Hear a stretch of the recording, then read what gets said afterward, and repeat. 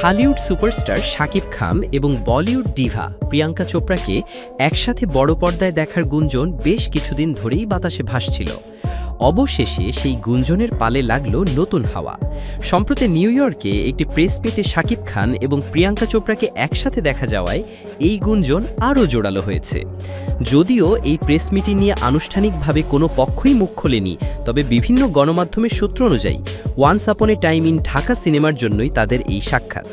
জানা গেছে সিনেমাটির প্রাথমিক চিত্রনাট্য প্রিয়াঙ্কার টিমের কাছে পাঠানো হয়েছে এবং আলোচনার প্রাথমিক পর্যায়ে চলছে। সিনেমাটি প্রযোজনা করছে ক্রিয়েটিভ ল্যান্ড এবং এর গল্প লিখেছেন মেজবাউদ্দিন সুমন। বিশাল বাজেটের এই সিনেমাটির আন্তর্জাতিক মান বজায় রাখতে নির্মাতারা প্রিয়াঙ্কার মতো একজন তারকাকে যুক্ত করতে আগ্রহী।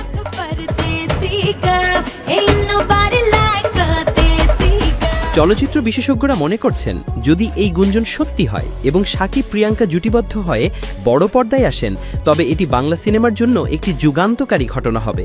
এই সিনেমার মাধ্যমে বাংলা সিনেমা আন্তর্জাতিক অঙ্গনে নতুন করে আলোচনায় আসবে বলে মনে করছেন অনেকে। তবে এই স্বপ্নের প্রজেক্ট বাস্তবায়নের পথে কিছু চ্যালেঞ্জও রয়েছে। প্রিয়াঙ্কা চোপড়ার বিশাল বাজেট এবং শিডিউল মেলানো একটি বড় বিষয়।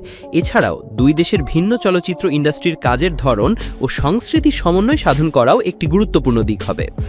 দর্শক, শাকিব খান এবং প্রিয়াঙ্কা চোপড়ার এই সম্ভাব্য জুটি নিয়ে আপনাদের মতামত কি?